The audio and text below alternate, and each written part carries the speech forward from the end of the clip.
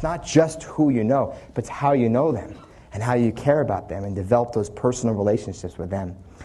The book, How to Win Friends and Influence People, that we all read, really can get us to the third floor.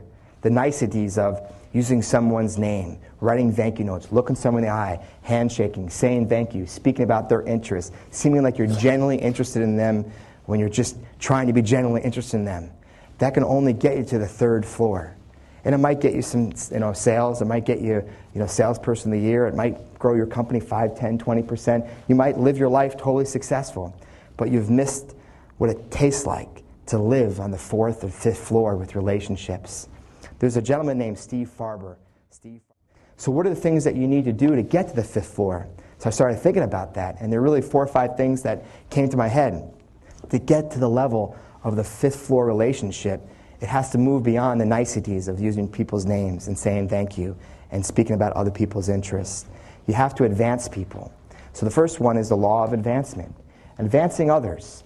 When you think about it, advancing others. When you go into a relationship, a business relationship, most people think, what can I get from that person?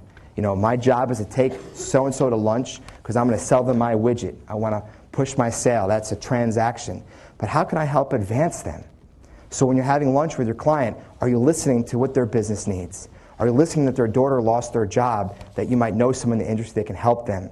Are you listening that their son is in Peter Pan in the 7th grade, and are you going to go to his play the following week? I mean, advancing their family, their friends. That's the important thing about 5th floor relationships. When you go into these relationships, you can't go into what's in it for me. You have to go into, how can I advance this person and be successful? And I remember when I first moved to Colorado, and I was getting in the fundraising business to start my own nonprofit.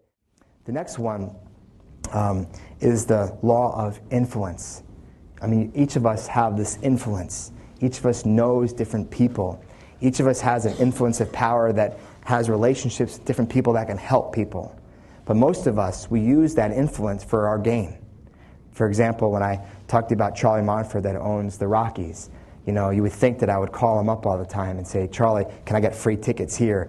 When the World Series, when we played the Boston Red Sox a couple years ago, can I get free tickets here? I've never once called Charlie up and asked for free tickets. I don't use my influence for self-gain.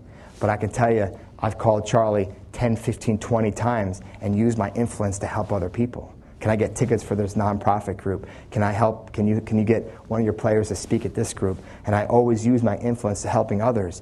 So Charlie looks at me and sees me in a different light.